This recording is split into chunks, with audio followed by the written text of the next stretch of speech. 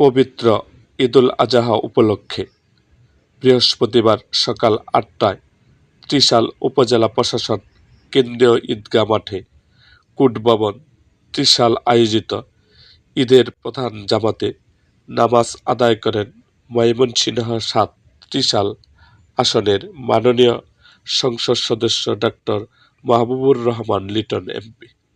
পবিত্র ঈদের নামাজ আদায় শেষে দেশ, জাতি ও মুসলিম উম্মার শান্তি, কল্যাণ ও সম্পৃক্তি কামনায় বিশেষ দোয়া ও মুনাজাতে অংশ নেন মাননীয় সংসদ সদস্য ডক্টর মাহবুবুর রহমান লিটন এমপি।